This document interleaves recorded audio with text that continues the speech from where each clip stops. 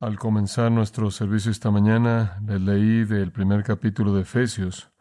Me gustaría invitarlo, si es tan amable, a abrir su Biblia a ese capítulo conforme compartimos algunas grandes verdades de la porción de la Escritura, conforme pensamos en este aniversario número 25 de nuestra iglesia. Efesios capítulo 1. La iglesia Grace Community es excepcional. Ha sido tema de mucha discusión a lo largo de los años entre personas, pastores, líderes, laicos e incluso el mundo exterior.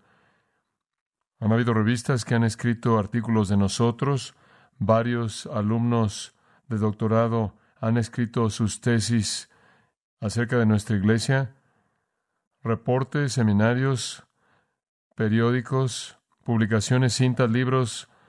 Todos estos han buscado analizar a Grace Community como iglesia. Hemos sido diseccionados, examinados, estudiados, etiquetados, categorizados, analizados, copiados, bendecidos, maldecidos, defendidos, ignorados, publicados e incluso demandados. Ahora, ¿qué ha causado toda esta tensión? ¿Por qué es que esta iglesia Grace Community tiene tanta atención?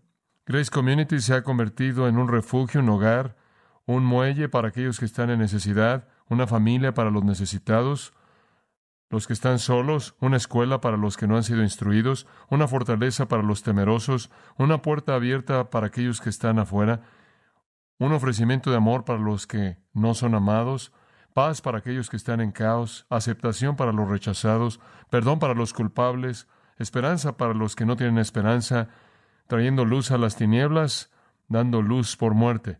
Me acuerdo cuando vine inicialmente aquí en febrero de 1969. Varios de los jóvenes tenían puesta una playera, y en esa playera decía Grace, ahí está todo.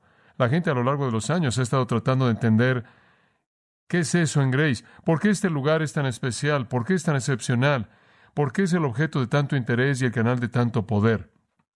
Bueno, creo que la clave para entender a Grace Community y su sorprendente historia de 25 años no es analizar sus pastores, ni a su personal, programas, métodos, ni a sus líderes, ni ancianos, ni a su congregación, su crecimiento, su tamaño, su ubicación, aunque todos esos son esenciales para lo que es, realmente no son la clave. La clave real, y creo que puede ser reducida de manera simple, es entender lo que Grace es mediante su nombre mismo. Creo que todo está revelado ahí. Y no creo que está en la palabra gracia. Aunque esa es una palabra maravillosa, también está la compañía de petróleo Grace, y la compañía de envíos Grace, y la compañía de inversiones Grace, y aunque no lo crea, una compañía de manufactura de fertilizantes Grace. Tengo bastante confianza en que no está en el título comunidad, aunque hay muchas agencias comunitarias. La clave para nuestra identidad está en esa última palabra, iglesia. Ahí está. Eso resume todo lo que somos.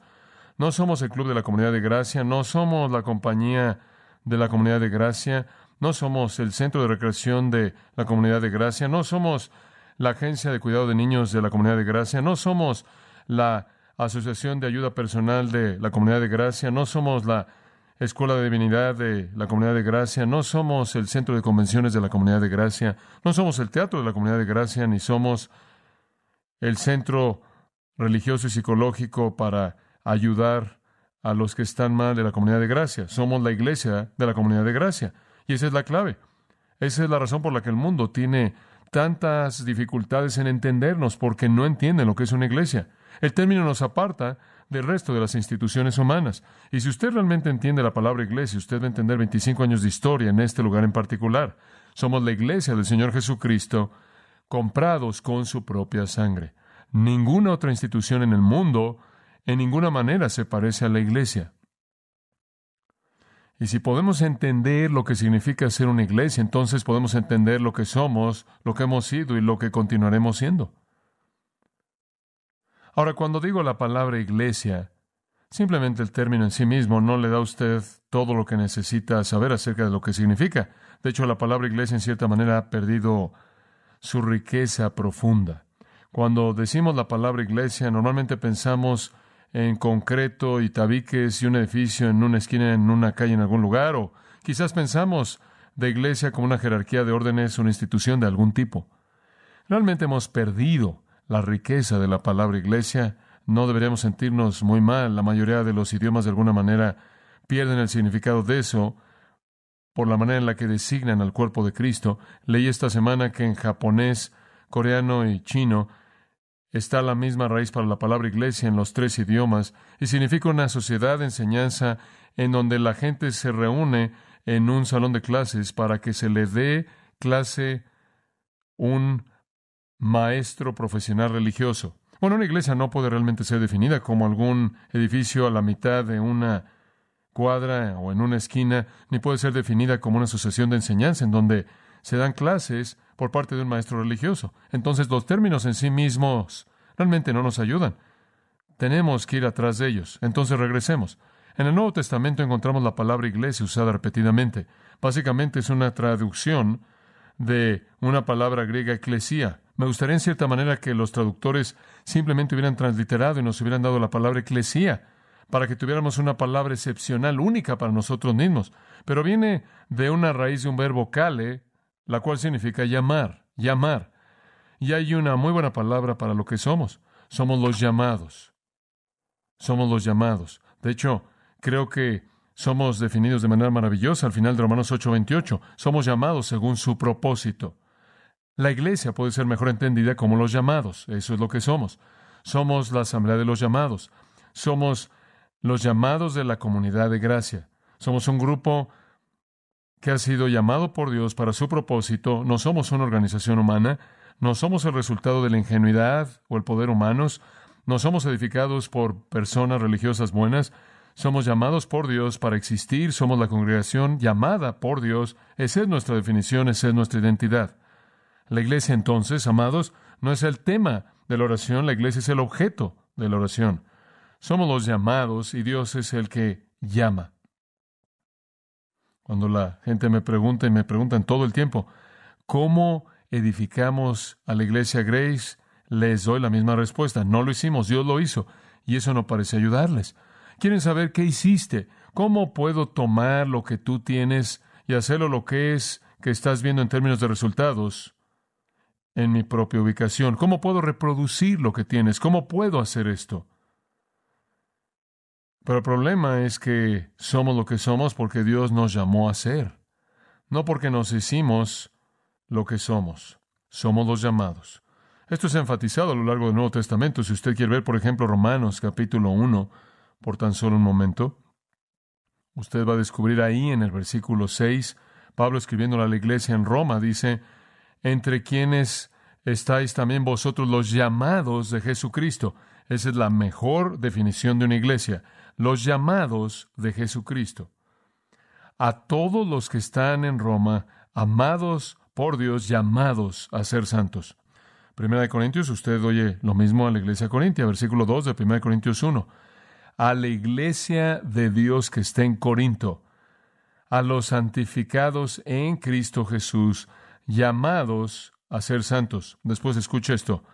Los que en todo lugar invocan el nombre de Jesucristo, nuestro Señor. En otras palabras, cualquier persona en cualquier lugar que invoque el nombre del Señor Jesús es un llamado. Santos llamados. Hemos sido llamados a estar juntos. En 1 Corintios 1:26, pues mirad, hermanos, vuestra vocación, y después él procede a describir la naturaleza de la constitución de la iglesia. Dios los ha llamado para que existan. Encuentra en Efesios capítulo 4, versículo 1, andad dignos de la vocación a la que fuisteis llamados. Versículo 4, llamados a una esperanza de vuestro llamado. Encuentra de manera semejante en 1 Tesalonicenses 2:12, anden digno de Dios, quien nos llamó a su reino. 2 Timoteo 1:9, Dios nos salvó y nos llamó con llamamiento santo, no según nuestras obras, sino según su propio propósito. Y sigue así. De hecho, ese término aparece en la Escritura, o en la forma del Antiguo Testamento, o en la forma del Nuevo Testamento, más de 700 veces. La iglesia es mejor identificada como los llamados según su propósito. Pedro recoge lo mismo en 1 Pedro capítulo 5 y versículo 10, Y básicamente dice de manera idéntica a lo que Pablo dijo: el Dios de toda gracia que os llamó a su gloria eterna por Cristo Jesús. Somos llamados de Dios. Esa es la razón por la que somos lo que somos. Eso nos explica básicamente. Ahora, si hay algo que creo de esta iglesia, si hay algo, la médula de todo, creo que esta iglesia es llamada a existir por Dios mismo. Y creo que lo que somos, lo somos porque Dios así ha ordenado que seamos. No se debe a la expresión del genio religioso del hombre, o el carisma de algunos líderes, o el poder de el discurso persuasivo, o la cantidad de nuestros miembros, o la eficacia de nuestras instalaciones, o la sabiduría de nuestros comités, o nuestros programas, o el resultado de trabajo duro, o inteligencia. Es la obra de Dios. Esta iglesia nunca ha sido guiada por hombres, únicamente ha sido servida por hombres. Siempre ha sido guiada por Dios mediante el señorío de Jesucristo, mediado por el Espíritu Santo mediante la palabra en las vidas de personas obedientes. Es la iglesia de Cristo. Y le confieso que me gusta el nombre Iglesia de la Comunidad de Gracia mucho. Pero si tuviera una opción para el nombre de una iglesia, yo llamaría a una iglesia la Iglesia de Cristo, para que nadie tuviera duda alguna de a quién le pertenece. Es su iglesia. Él edifica, Él la guía. Él es el llamador, nosotros somos los llamados. Ahora, ese hecho, amados, explica toda nuestra bondad y todo nuestro éxito y todo nuestro poder y toda nuestra bendición y todas nuestras riquezas espirituales. Eso explica todo eso. Por otro lado, quiero apresurarme a añadir que la debilidad y los fracasos de nuestra iglesia son explicados por el hecho de que Dios ha escogido llevar a cabo su obra mediante agentes humanos. Cuando tenemos éxito es Él, no nosotros. Cuando fracasamos somos nosotros, no Él. En donde quiera que Dios se mueve, las flores florecen. En donde nosotros caminamos se mueren. Y esa es la razón por la que es tan difícil analizarnos. Un seminario solía traer a sus alumnos aquí para analizarnos y dejaron de hacer eso. Porque confundió a los alumnos. Porque no encajábamos con el patrón estándar. No podían entender cómo hacíamos las cosas y cómo las cosas se hacían sin seguir ciertos procedimientos. ¿Sabe usted por qué es difícil analizarnos? Es fácil analizar nuestros fracasos. Esos son humanos, pero a nadie le importa analizar y repetir esos. Es casi imposible analizar nuestro éxito porque eso es sobrenatural y usted no lo puede reproducir. Y entonces cuando tenemos éxito es Él y cuando fracasamos somos nosotros. Ahora lo que estoy diciendo es que la Iglesia de Comunidad de Gracia durante 25 años ha sido bendecida únicamente en donde ha operado de manera plena como el pueblo llamado por Dios, no alguna organización humana. La meta primordial de esta iglesia es dejar que Dios lleve a cabo su obra, dejar que Dios esté activo, dejar que Dios edifique su reino, edifique su iglesia y quitar los estorbos para que Él, mediante nuestra sumisión obediente a su palabra y a su espíritu, lo lleve a cabo. Somos los llamados. Ahora acompáñeme a Efesios capítulo 1. Y creo que quizás puedo comenzar por lo menos a llenar su mente de una comprensión de lo que significa ser llamados o ser la iglesia. Simplemente al tomar la palabra llamados y añadir una serie de proposiciones a ella, todas las cuales son señaladas en el primer capítulo de Efesios, versículos 3 al 14. Y la razón por la que escogí Efesios 1 es porque este capítulo, más que cualquier otro, presenta la definición de la iglesia teológicamente, y también porque ha sido un capítulo tan bendito en el estudio a lo largo de los años en los que nos hemos involucrado aquí en Grace. Comencemos en el comienzo. En primer lugar, somos llamados desde antes. Ahora recuerde, somos los llamados, eso es lo que iglesia significa. Y lo primero que tenemos que entender es que somos llamados desde antes. Esa es nuestra elección. Y usted puede seguir su bosquejo, por cierto, en el boletín, si le ayuda a seguirnos. Pero observe el versículo 4. Al hablar de la iglesia, Pablo escribe, según nos escogió en Él desde antes de la fundación del mundo. En el versículo 5, según nos predestinó para ser adoptados hijos suyos por Jesucristo, para sí mismo, según el beneplácito de su voluntad. Versículo 11. Él nos predestinó según el propósito de aquel que hace todas las cosas según el consejo de su voluntad. Él nos escogió por su voluntad, por su propia voluntad, desde antes de la fundación del mundo. Somos llamados desde antes, amados. Esto no es simplemente algo que sucede porque sucedió. Esto no es algo que los hombres edifican por su propia sabiduría o ingenuidad o promoción o publicidad o lo que sea. Esta iglesia, como la iglesia en total, es un resultado del llamado de Dios predeterminado, soberano, precreación. En 2 Timoteo mencioné un versículo antes, únicamente lo voy a volver a leer. Dice, hemos sido salvados y llamados, no según nuestras obras, 2 Timoteo 1:9, sino según su propósito y gracia. Escucha esto, que nos fueron dadas en Cristo Jesús desde antes que el mundo comenzara. Fuimos llamados desde antes. Fuimos seleccionados por Dios, para Dios, antes de que el mundo comenzara. Ahora es muy difícil entonces, ¿no es cierto?, comprimir esto y pasarlo a todo mundo. La identidad única de esta iglesia se encuentra en el llamado soberano de Dios desde antes de que el mundo comenzara. Somos lo que somos por la decisión de Dios soberana, independiente, no alterada. Jorge Chadwick dijo, busqué al Señor y después supe que Él movió mi alma para buscarlo, buscándome a mí. No fui yo quien te encontré, oh Salvador. Es verdad, no fui encontrado por ti. Si usted está en esta iglesia, usted no nos encontró. Dios lo encontró a usted. Y usted está aquí por designio divino, y yo también. Esa es la razón por la que somos lo que somos.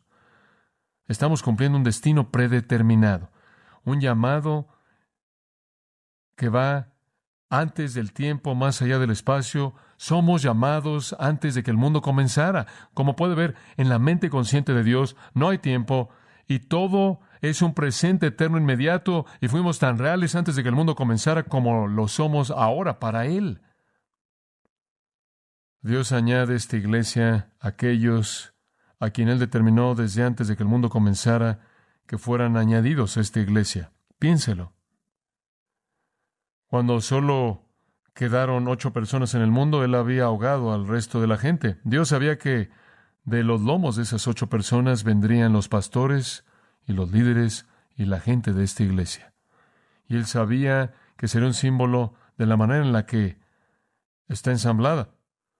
Veo mi niñez y está siendo más y más difícil verla conforme se aleja más y más de mí, lo admito, pero veo mi niñez y pienso en mi madre, quien oró porque Dios le diera un hijo que predicara, y después cuando nací, ella siguió preguntándole a Dios, ¿es este? Tienes que trabajar un poco, Señor, si este es el niño. A lo largo de los años, de todas mis dificultades, no sabía dónde iba en la vida, o cuando era un niño pequeño, me ponía de pie sobre una caja en el patio de atrás y le predicaba a mis hermanas, pero eso era porque, en cierta manera, estaba copiando a mi papá. Eso era lo que oía que hacía, y pasé la vida un par de veces, casi perdí mi vida. Una vez me caí de un lugar, o en otra ocasión un accidente de auto casi me quitó la vida. Dios me libró de la muerte en esas 2 ocasiones, rompiendo mi propia voluntad humana, mis propios deseos, trazando mi curso a lo largo de los años. Dios sabía exactamente dónde estaría, todo desde antes de que el mundo comenzara. Y sabe una cosa, eso me da un sentido tremendo de confianza de que yo pertenezco a este lugar en este pequeño periodo de la historia redentora. Y también usted. Estuve en el personal del seminario de Talbot antes de que viniera aquí, y unos 3 meses antes de que me contactaran para venir aquí, que fuera considerado como un candidato pastoral posible, otra iglesia me llamó. En ese entonces era una iglesia más grande, una iglesia bien conocida, una iglesia maravillosa, y llamaron y dijeron, nos interesaría hablar contigo para que fueras nuestro pastor. Y entonces comenzamos a hablar y hablamos durante un mes y demás, y finalmente, después de todas estas conversaciones, me dijeron, ¿sabes una cosa? Simplemente pensamos que eres demasiado joven e inexperto para nuestra iglesia, y entonces vamos a encontrar a alguien más. Bueno, estaba abierto a lo que el Señor quisiera que hiciera, Si ahí era donde quería que fuera, estaba decepcionado, pero no era donde Dios quería que estuviera. El plan no era para mí estar ahí, el plan era que estuviera aquí. Y antes de la fundación del mundo, Dios sabía que Él usaría esta iglesia para redimir almas y que yo sería parte de ese proceso. Todos estamos aquí para un tiempo como este. Esto es el destino. Cada vez que oigo de alguien que es salvo en esta iglesia, algo simplemente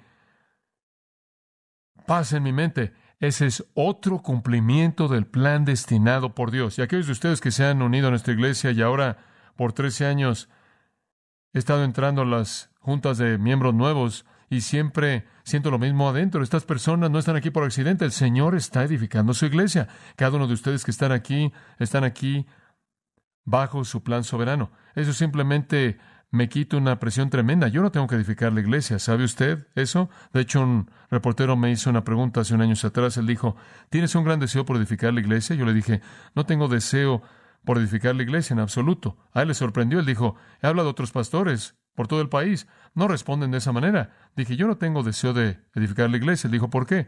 Dije, porque Cristo dijo que él edificaría la iglesia, Mateo 16. Y ciertamente no quiero competir con Él. Únicamente quiero ser parte de lo que Él está edificando. Eso es todo. Es su iglesia. Este no es el resultado de alguna mente brillante o alguna organización humana. Esta es la iglesia de Cristo. Si usted no entiende eso, usted no nos entiende.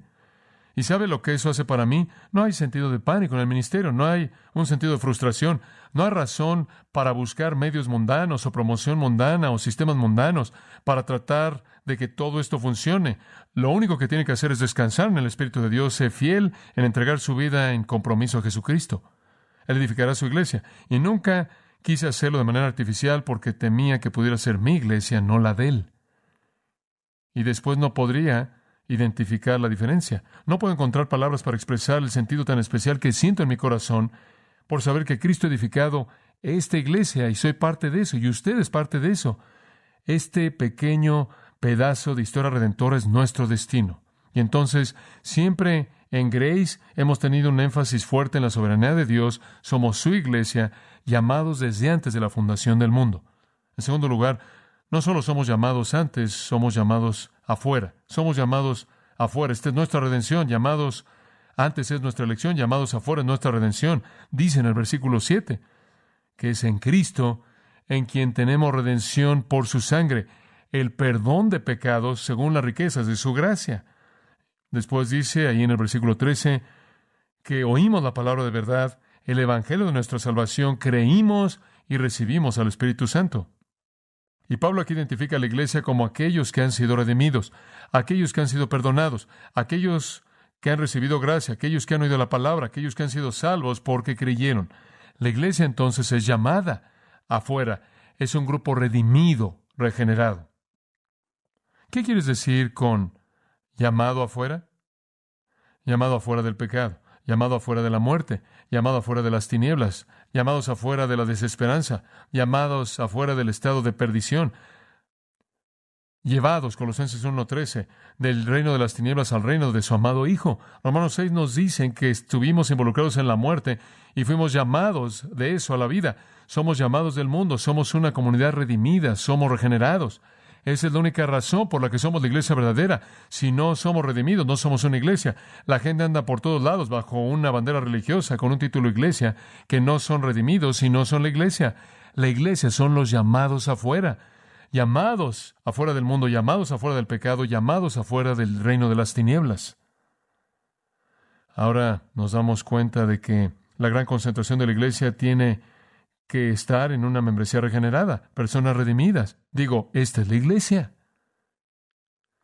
Existen, entre comillas, iglesias por todos lados que tienen un nombre, que viven pero están muertas. No hay personas regeneradas ahí. Esa no es una iglesia. No son llamados afuera, son parte del mundo. Simplemente son religiosas. Y sabe una cosa, es tan importante esto para mí que el primer domingo que estuve aquí prediqué de este tema. El primer servicio que jamás prediqué como pastor de esta iglesia en febrero de 1969, mi texto fue Mateo 7:21-23. Muchos me dirán, Señor, Señor, y yo les diré, apartados de mí, nunca os conocí. Ahora, algunas personas podrían pensar, bueno, hombre, podrías por lo menos calentar un poco antes de que les pegaras tan fuerte. Pero como puede ver, estaba preocupado porque hubieran personas que pensaban que eran parte de la iglesia, que no eran parte de la iglesia. Y usted necesita entender desde el comienzo lo que es la iglesia para que sepa dónde va. Somos un grupo llamado afuera, y me acuerdo predicar ese sermón y varias parejas se fueron de la iglesia. Incluso puedo pensar, por lo menos en un anciano que no era cristiano. Les dije, tienen que distinguir entre el trigo y la cizaña, los verdaderos y los falsos, aquellos que juegan a la iglesia, aquellos que son la iglesia. De hecho, el título de ese primer sermón fue ¿Cómo jugar a la iglesia? Y cité Lucas 6:46. ¿Por qué me llamáis Señor, Señor, y no hacéis lo que yo digo? Y les leí una frase antigua grabada ahí en la catedral de Levac, Alemania, y esto es lo que decía.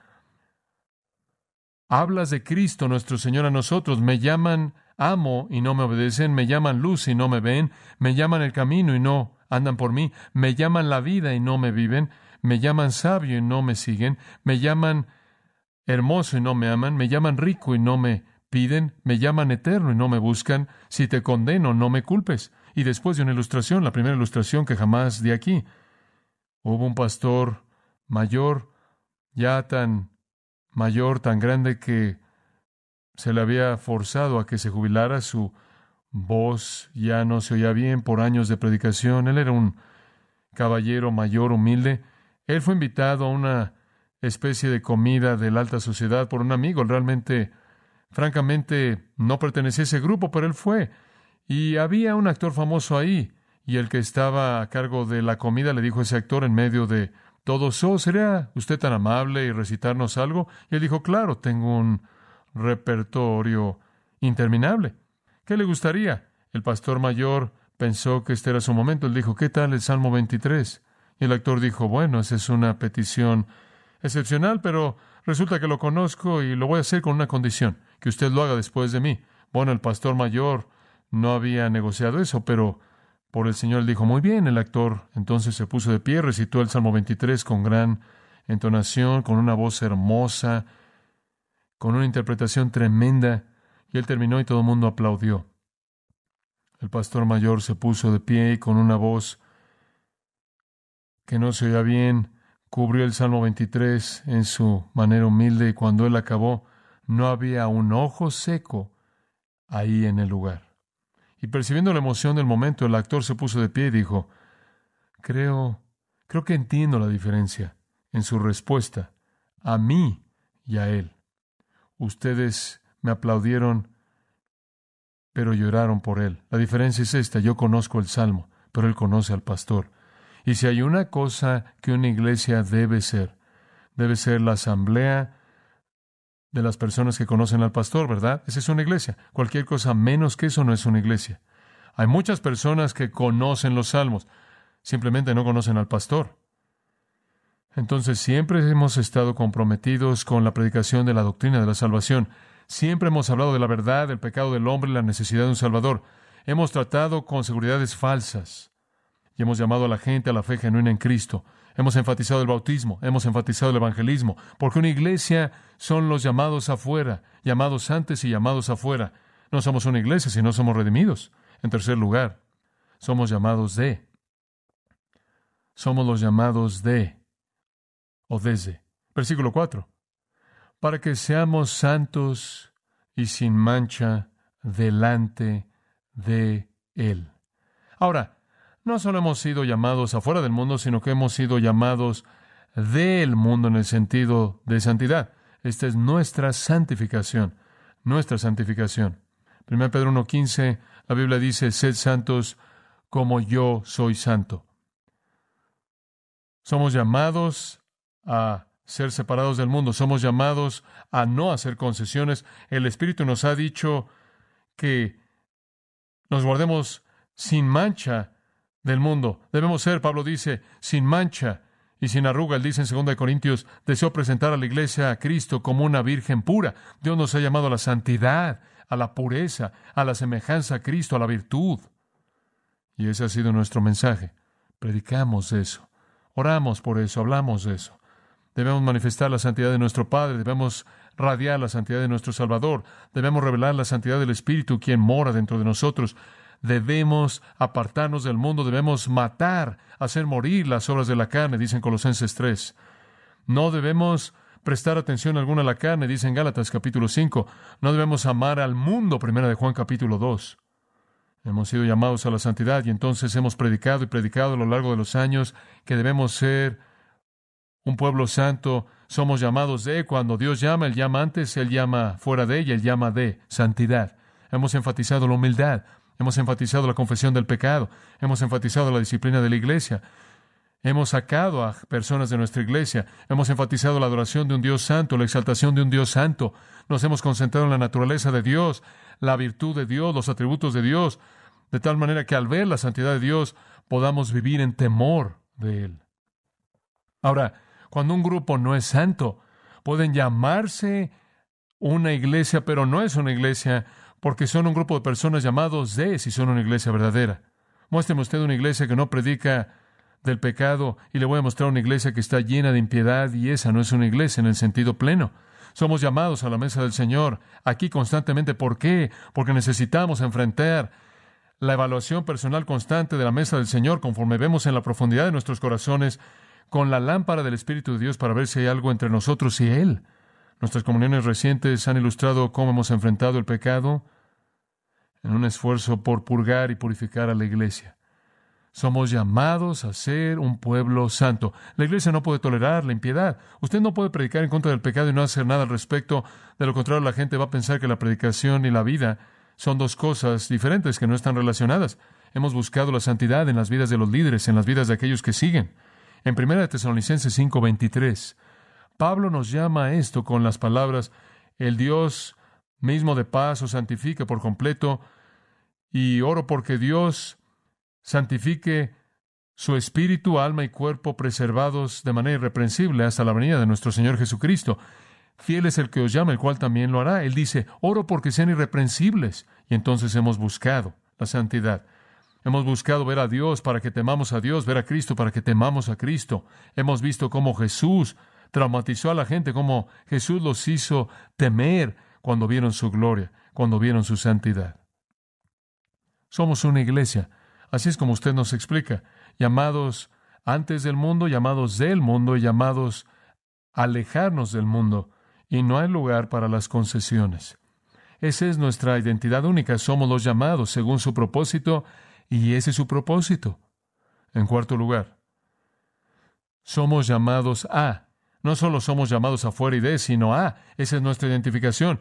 ¿Y a qué somos llamados? Observa el versículo 4, es hermoso. Según nos escogió en Él, para que seamos santos y sin mancha delante de Él, habiéndonos predestinados para ser adoptados hijos suyos por medio de Jesucristo para sí mismo. Dice en el versículo 4, en Él, antes de Él y para sí mismo. En el versículo 5, en el versículo 3, termina con dos palabras, en Cristo. Al final del versículo 6, hemos sido aceptados en el amado. Ahora observe esto. Estamos en Dios, estamos en Cristo. Esa es nuestra identidad única, esa es nuestra identificación, llamados a sí mismo. A la mitad del versículo 5, por Jesucristo, para o a sí mismo. No somos una organización religiosa de personas comprometidas con cierto conjunto de reglas. No somos aquellos que han sido preparados en cierto modo de religión. No somos aquellos que están apegándose a cierto tipo de ritual o rutina. Somos aquellos que estamos en Cristo, en Dios. En 1 Tesalonicenses capítulo 1, versículo 1.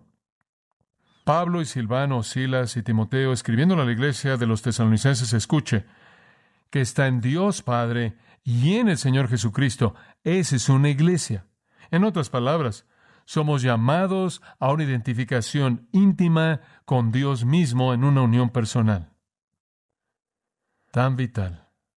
Estamos en una comunión maravillosa. En 1 Juan 1:3, Juan dice, nuestra comunión es con el Padre y Jesucristo. Estamos en una comunión intertrinitaria. Lea Juan 17, en donde Jesús ora, porque seamos uno con Él, como Él es uno con Dios, y Él nos encierra a todos en el mismo paquete. 1 Corintios 6:17 dice, el que se une al Señor, un espíritu es con Él. Hemos sido hechos íntimos. ¿Cuán íntimos? Somos adoptados como hijos en el versículo 5. Estamos en Cristo, coherederos del reino de Dios. Entonces, ¿sabe una cosa? La iglesia no es un grupo al que usted se une al firmar su nombre. No es algún tipo de una sociedad humana comprometida con un sistema de enseñanza. Somos salvos para entrar en una relación personal, íntima, única con el Dios vivo mediante Jesucristo. Cuando fueron salvos, la Biblia dice en Romanos 6, son identificados con Jesucristo, mueren con Cristo, resucitan para caminar en una vida nueva. Pablo dijo en Gálatas 2:20, estoy crucificado con Cristo, mas no vivo yo, sino Cristo vive en mí. Esa es nuestra unión. Somos diferentes que los sistemas de religión. Creo que esa es la razón por la que vemos a tantas personas que antes eran católicas que vienen y visitan nuestra iglesia y vienen a Cristo. Saben qué son los sistemas de religión, nada más que no conocen a Dios. Y la gente viene de todo tipo de otras sectas y religiones, porque han estado en los sistemas de religión, pero nunca habían conocido a Dios y no hay intimidad ahí. Nuestra iglesia es una iglesia comprometida con ser llamados a Cristo y entonces celebramos nuestra unión con Él. ¿Sabe una cosa? Conforme veo mi vida, voy a ser muy honesto con usted. No sé en dónde John MacArthur termina y Cristo comienza. Ahora, cuando pecado, sé quién lo hace, pero así como examino mi vida y conforme hago las cosas y sirvo al Señor, no sé en dónde termino y Él comienza. Yo como Pablo estoy crucificado con Él, no obstante vivo, pero no vivo yo, sino Cristo vive en mí. La vida que ahora vivo en la carne, la vivo por la fe del Hijo. Digo, usted sabe, eso es lo que Él está haciendo, es Él y yo, es Él y yo, y no sé en dónde comienza uno y dónde termina el otro. Usted tampoco sabe eso. Usted simplemente vive su vida y ve a Dios operando y a Cristo, y es muy natural para usted hablar con el Señor y percibir su poder y verlo respondiendo sus oraciones y sentir su dirección y su guía y su consuelo en su vida. Y entonces nos reunimos y compartimos acerca de eso y hablamos de eso y oramos por eso y tenemos nuestros pequeños estudios bíblicos íntimos y hablamos de lo que Jesucristo significa para nosotros. No creemos que Dios es algún tipo de ogro cósmico esperando pisarnos si rompemos alguna de sus reglas. Tenemos una relación íntima de amor con Él. Un escritor dijo, cercano, tan cercano a Dios, más cercano no podría estar, porque en la persona de su Hijo estoy tan cercano como Él. Querido, tan querido para Dios, más querido no podría ser, porque en la persona de su Hijo soy tan querido como Él. Entonces somos llamados a una intimidad dulce con Jesucristo, una relación cálida, personal, viva con Dios. Esa es una iglesia. Si usted no entiende eso, usted no nos entiende. Llamados antes, llamados afuera, llamados de, llamados a. En quinto lugar, somos llamados abajo. Somos llamados abajo, somos llamados según su propósito. Eso es lo que es una iglesia, y parte de nuestro llamado es ser llamados abajo. ¿Qué quieres decir con eso? Estoy hablando de revelación, estoy hablando de elección, redención, santificación, identificación. Aquí está la revelación, versículo 8. Habiendo sido redimidos, versículo 7, Dios ha sobreabundado hacia nosotros, eso es lo que ese verbo significa, en toda sabiduría, y esa palabra Sofía tiene que ver con la sabiduría de cosas eternas como vida y muerte, y Dios, hombre, y el tiempo y la eternidad. Dios nos ha inundado con todo eso, como también prudencia, eso es práctico, la sabiduría de cosas terrenales como resolver problemas. Dios nos ha dado la verdad profunda acerca de cosas eternas. Él nos está dando implicaciones prácticas en términos de vivir la vida, y Él nos ha dado todo eso de una manera sobreabundante, versículo 9, porque Él nos ha dado a conocer los elementos escondidos de su voluntad. Ahora dígame usted, ¿en dónde es que Dios nos reveló su voluntad a nosotros? ¿En dónde? En la palabra de Dios, aquí en este libro, la Biblia. El Nuevo Testamento es la revelación de su voluntad escondida. Tenemos la palabra de Dios y somos llamados abajo de eso, ¿no es cierto? Somos llamados a la obediencia.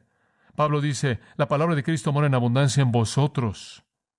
Somos llamados a someternos a la palabra de Dios. Estamos bajo autoridad. No trazamos nuestro curso. No soñamos en nuestro propio destino. ¿Sabe usted cuando nos reunimos para planear, nos reunimos para orar o nos reunimos para trabajar en la iglesia? Hay una cosa que está en nuestra mente. ¿Qué tiene que decir la palabra de Dios acerca de este asunto? ¿Qué es la palabra de Dios? Ese es el enfoque de todo lo que hacemos. Recientemente me reconocieron por algo. Creo que fue un reconocimiento. Supuestamente tenía que ir a una comida para pastores y no fui. Y alguien se puso de pie en la comida y dijo, creo que sé por qué MacArthur no está aquí. Él no podía encontrar una ruta bíblica para llegar aquí. Bueno, creo que ese fue un reconocimiento. Creo que me entendió. Creo que la reputación de esta iglesia es que más vale que sea bíblico o no están interesados. Creo que eso es maravilloso. ¿Sabe una cosa? Estoy tan comprometido con la palabra de Dios y hay algo que ha identificado a esta iglesia a lo largo de los años ha sido esto, ¿no es cierto? La palabra de Dios. ¿Sabe una cosa? Cuando estaba en el seminario, para cuando llegué a mi último año de seminario, era una persona muy frustrada porque quería entender la Biblia. Durante años había sabido lo que la Biblia decía, simplemente no sabía lo que significaba por lo que decía. Podía leerla. Digo, la había leído bastante, nada más que no entendía y no sabía lo que significaba. Eso me frustraba porque aquí estaba la palabra de Dios y quería saber lo que significaba, y simplemente la razón por la que fui al seminario realmente fue para conseguir las herramientas para que pudiera saber lo que significaba. La gente dice, bueno, cuando fuiste al seminario, ¿cuál fue tu meta? Mi meta fue recibir las herramientas para entender la Biblia. No pensaba en ministrarle a alguien más en ese punto. Quería entenderla. Y si Dios me diera un ministerio, ese era el resultado. Le dije a los pastores en nuestra conferencia de pastores reciente, el gozo del ministerio no es la predicación a ustedes, ese es el trabajo. El gozo del ministerio es el estudio que aprendo para conocer lo que Dios quiere decir por su palabra y de esta manera conocerlo mejor. Simplemente es la crema batida en la parte de arriba que les digo lo que he aprendido. Y ustedes únicamente reciben un poco de esto. Ustedes solo obtienen la punta del iceberg. Pero siempre quería aprender la palabra de Dios. Y en el seminario comencé a recibir las herramientas y simplemente comencé a tener hambre y simplemente comencé a desear devorar la palabra de Dios para que pudiera aprenderla y aprenderla y después poder enseñarla, y fue un gozo especial. Y creo que eso es lo que debe ser una iglesia. Una iglesia debe ser un lugar de personas llamadas bajo la palabra de Dios. Ahora, cuando vine aquí, me preguntaron si yo lo haría. Prediqué el domingo después de que el pastor Elvis se había ido con el Señor y dijeron, ¿puede regresar y buscar ser un candidato para ser nuestro pastor? Y dije, muy bien, y lo hice, y el domingo que vine a buscar ser pastor, a que me escucharan, decidí que iba a enseñarles Romanos 7. Ese es un capítulo difícil. Y yo dije, lo voy a hacer, eso está en mi corazón, voy a enseñarles Romanos 7. Entonces simplemente abrí mi Biblia y no me importó lo que estaba pasando y simplemente prediqué a lo largo de Romanos 7 y lo disfruté mucho y tenía que sacar esta carga y explicar Romanos 7. Fue tremendo. ¿Y sabe usted por cuánto hablé durante esa primera vez? 1 hora 35 minutos. Y mi esposa dijo, bueno, ahí se acabó esa iglesia, y si se corre la voz, nunca vas a llegar a alguna otra iglesia. Entonces, ustedes no deben quejarse. Lo ha cortado. Deberían agradecerle a Dios porque ahora están aquí 25 años después de que comenzó, o 13 años de cualquier manera desde que he estado aquí. Pero dice usted, ¿por qué hiciste eso? Digo, ¿no fuiste considerado con los del cunero? Escuche, lo único a lo que era considerado era a que yo estaba disfrutando mucho. ¿Me entiende? ¿Sabe usted lo que descubrí? Descubrí que al hacer eso, la gente tenía una mente para someterse a la palabra de Dios. Se me acercaron después y dijeron, eso es lo que queremos, pero ¿podrías acortarlo un poquito? Oiga, si sé que voy a predicar aquí más de una vez, puedo acortarlo todo lo que ustedes quieran, ¿verdad? Y el compromiso con esto de esta iglesia a lo largo de su historia ha sido estar bajo la palabra de Dios. Estar bajo la palabra de Dios. La primera vez que conocí a un anciano aquí, él habló conmigo acerca de la iglesia y de ser el pastor. Él dijo, estamos listos para servir. Queremos saber lo que Dios quiere que hagamos. La iglesia es un grupo llamado abajo, a estar abajo de la autoridad de la palabra de Dios. Y entonces el lema a lo largo de los años de esta iglesia ha sido a fin de perfeccionar a los santos para la obra del ministerio. ¿Y cómo es que usted perfecciona a los santos? Toda la Escritura es inspirada por Dios. ¿Para qué? A fin de que el hombre de Dios, dice al final de ese siguiente versículo, a fin de que el hombre de Dios sea ¿qué? Perfecto, enteramente preparado para toda buena obra. El perfeccionamiento de los santos es la obra de la palabra. Quería darle la palabra a la espada del Espíritu, que es la palabra de Dios. Y eso no es ser dueño de una Biblia, eso es entender la Biblia para que usted pueda usarla como un arma y una defensa. Y entonces el compromiso ha sido enseñar la palabra de Dios para que estemos bajo la autoridad. Y creo que eso es lo que ha pasado. Y sabe una cosa, la meta que he tenido, y voy a revelarle un secreto en este punto, pero la meta que he tenido en mi ministerio aquí es enseñar la palabra de Dios para que usted se someta conscientemente a la autoridad de la palabra de Dios en general, para que cuando usted presenta cualquier asunto específico de la palabra de Dios, la gente responda instantáneamente porque ya han hecho el compromiso de sumisión total. ¿Sabe una cosa? Un pastor en una ocasión dijo, en una conferencia de pastores que estaba, él dijo, ¿sabes una cosa? Tu manera de ver cierto tema, si tratara de decirle a mi congregación que hiciera eso, me sacarían de la iglesia. Y yo dije, pero es bíblico. Eso no les importaría. Bueno, no importaría para ellos si fuera bíblico. Entonces, ellos no tienen la perspectiva correcta de la autoridad de la palabra de Dios, ¿verdad? Lo único que usted quiere saber ¿es bíblico? ¿Sabe una cosa? Las preguntas que recibo no son, bueno, ¿por qué enseñaste eso? Incluso si está en la Biblia, es ofensivo. Cuando la gente me hace una pregunta que me acorrala es esta: ¿estás seguro de que eso está en la Biblia? Me da gusto que hacen ese tipo de preguntas. Esa es nuestra autoridad. Somos llamados antes del mundo, somos llamados afuera del mundo, somos llamados del mundo al Señor y bajo la palabra. Número 6, somos llamados con. Somos llamados con. Esto es muy importante. Esto es unificación. Versículo 10. Dice que el propósito definitivo de Dios, y claro, esto está hablando de la plenitud del tiempo, del gran tiempo final, la plenitud de el término de la historia de la redención. Somos llamados al punto de ser congregados en uno en Cristo. El fin definitivo de Dios es congregar a todo en Cristo en uno, y la iglesia es el emblema de eso ahora, ¿no es cierto? Somos llamados con. ¿Sabe una cosa? Crecí en un día cuando había mucho aislamiento espiritual. Todo el mundo, en cierta manera, mantenía su espiritualidad. Usted simplemente no hablaba de eso. Usted, en cierta manera, sonreía con la sonrisa cristiana, usted sabe, y llevaba su Biblia con cierre, iba a la escuela dominical y hacía lo que hacía. Y realmente usted no sacaba nada. Usted no dejaba que nadie entrara en su corazón o en su alma. Y la comunión era, usted sabe, tomar un poco de galletas viejas y un poco de bebida de frutas, y unas cuantas damas mayores servían pan y donas y café. Digo, eso era todo. Y simplemente no había nada profundo en esto.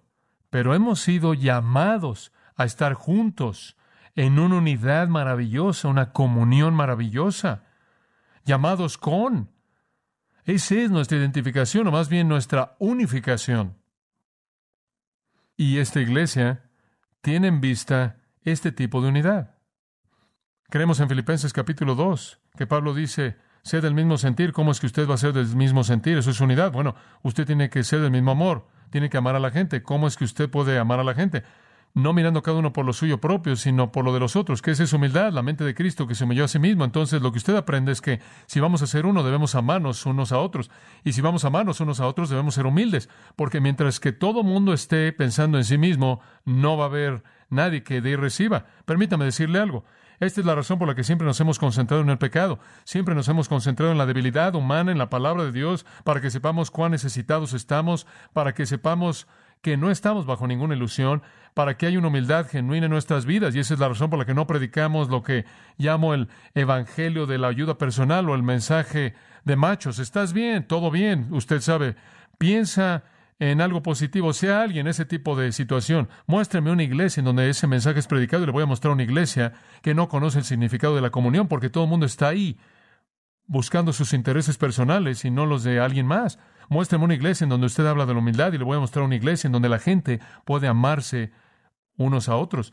Y somos llamados con amarnos unos a otros, a dar el uno al otro. Esa es una de las cosas que caracterizó este lugar. Si usted quiere analizar a esta iglesia, somos una iglesia, eso es todo. Y una iglesia es un grupo llamado a estar con. Siempre ha habido ese espíritu de dar y de amar y de sustentar y cuidar. Me acuerdo de la abuelita Kelly, Francis Kelly, murió hace unos años atrás, y ella era la guerrera de oración en toda esta iglesia, una dama hermosa, y ella solía venir y sobarme el cuello, y aun cuando estaba en sus años 90, manos fuertes, fabulosas, usted sabe, ella se preocupaba por mí, entonces quería que me relajara y me daba un masaje en el cuello, y entonces cuando estaba ocupado ella venía y me ayudaba a relajarme un poco y lloraba, usted sabe. Bueno, ella fue al hospital. Patricia y yo habíamos ido a verla a su casa y finalmente la llevaron al hospital. Ella se iba a morir y ella estaba en la unidad de terapia intensiva en el hospital, y entonces fui a verla y le dije a la dama ahí en la mesa de información, ¿dónde está? Y ella dijo, en la unidad de terapia intensiva. Entonces subí al elevador y pasé por el pasillo y toqué a la puerta, y una enfermera de cuidados intensivos vino y ella dijo, ¿en qué le puedo servir? Yo dije, me gustaría ver a Francis Kelly, si me permite. Ella dijo, ¿usted también?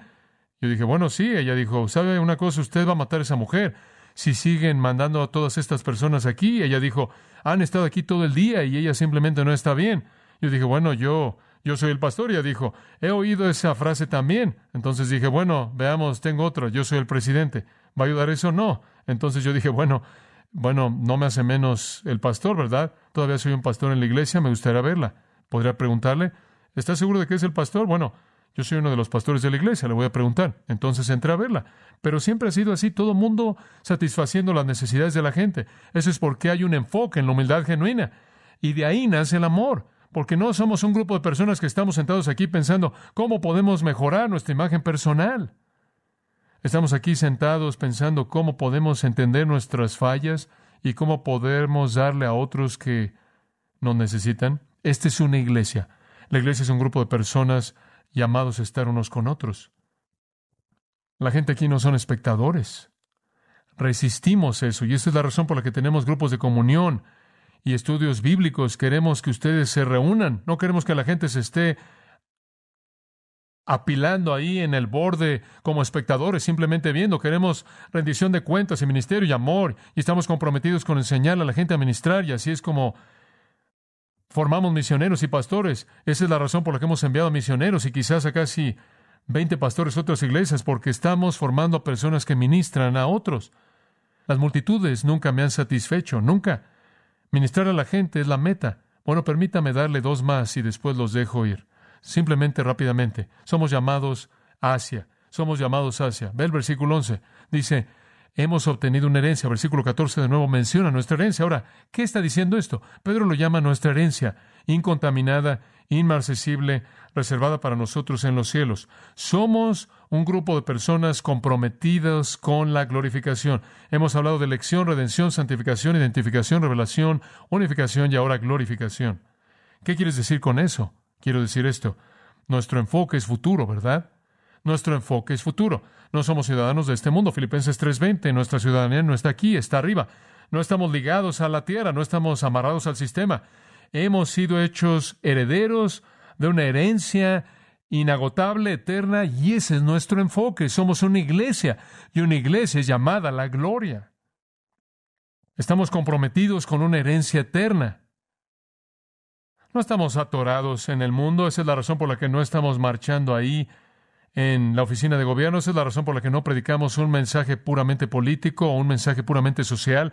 Esa es la razón por la que no trabajamos con agencias humanas. Somos el reino de Dios abriendo brecha por el poder del Espíritu en medio del mundo de las tinieblas.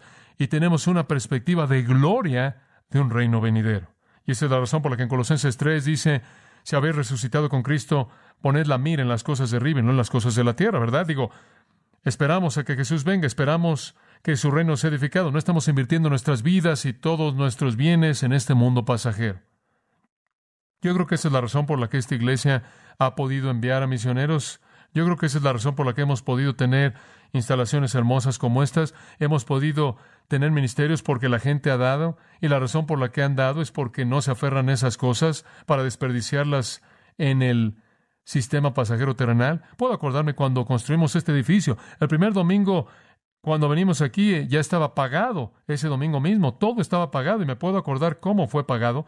Me acuerdo cuando fui a mi oficina al otro lado del campus y vi una pequeña bolsa de papel enfrente de la puerta, una de esas bolsas de papel del mercado, las grandes, y pensé que alguien había dejado algo de fruta, como a veces lo dejaban, y entonces la levanté y no podía. Casi me rompí el brazo y no podía levantarla del piso.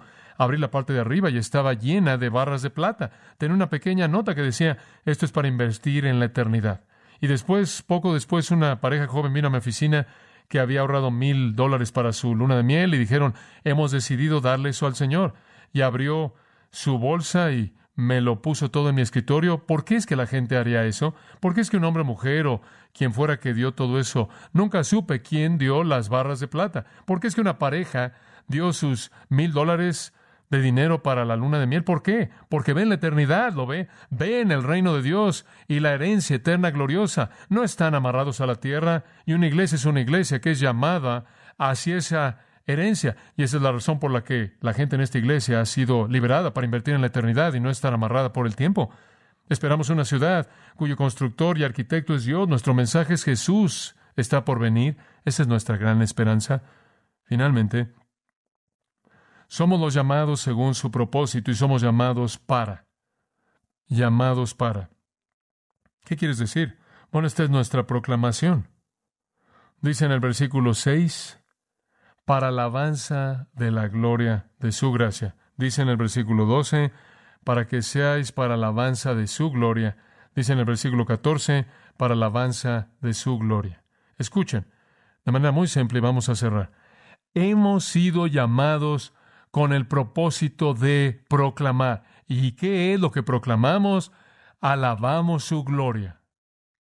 La iglesia existe para ser para alabanza de la gloria, de la gracia de Dios. El mundo debe ver y decir, oh, ve ese grupo de personas. ¡Qué Dios tan lleno de gracia es su Dios! ¿No debería ser glorificado en nosotros? Esa es nuestra proclamación. Hay un sentido en el que proclamamos su gloria a Él. Hay un sentido en el que proclamamos su gloria a los ángeles santos. Hay un sentido en el que proclamamos su gloria al mundo que nos rodea. Somos para alabanza de su gloria. El punto es este. El resumen es este.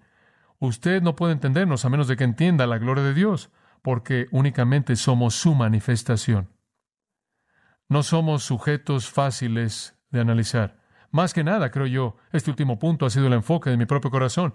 El tema más grande en la Biblia es la gloria de Dios. Esa es la razón por la que existimos. De hecho, todo tema que Clayton me hace cantar, esa misma canción, es acerca de glorificar a Dios. Y por un lado, sé que la gente piensa que soy una operación de un caballo. Por un lado, eso es lo que mi corazón dice que es lo más importante, que Dios sea glorificado. Ese es el único punto de revisión en mi vida. Solo me hago una pregunta conforme vivo el día de hoy, conforme llego a una encrucijada. Una pregunta simple. ¿Glorificará a Dios? Simple punto de revisión para todo en mi vida, porque debemos ser para alabanza de su gloria. Mateo 5:16, nuestro Señor lo dijo en estas palabras. Así brille vuestra luz delante de los hombres para que vean vuestras buenas obras y ¿qué? Y glorifiquen a vuestro Padre que está en los cielos. Por 25 años Dios le ha permitido a esta iglesia que sea para alabanza de su gloria. Hemos sido llamados para la proclamación y hemos proclamado su gloria. Dice usted, ¿qué hay acerca de los siguientes 25, John? ¿Sabe usted lo que realmente creo? Creo que apenas acabamos de construir la plataforma de despegue. Sigo pensando en eso conforme estaban haciendo que despegara el Columbia. Así es en esta iglesia. Construimos eso y acabamos de hacer que despegar. El futuro es infinitamente más grande que el pasado, pero quiero advertirle aquí de algo. Dios nos ha llamado a existir y Él así de rápido puede hacer que dejemos de existir. Somos su iglesia. Él controla nuestro destino y usted va por las calles de Estados Unidos y usted ve testimonios callados del hecho de que Dios algunas veces apaga la vela. Lee Apocalipsis 2 y 3, grandes iglesias, y Dios dijo, voy a venir y voy a quitar su candelero. Puede pasar. Y pasará si Grace deja de ser una iglesia, un grupo llamado afuera. Si somos fieles por la definición de Dios de lo que es una iglesia, seremos para alabanza de su gloria hasta que Jesús venga. Inclinémonos en oración. Padre nuestro, ahora congregamos nuestros corazones.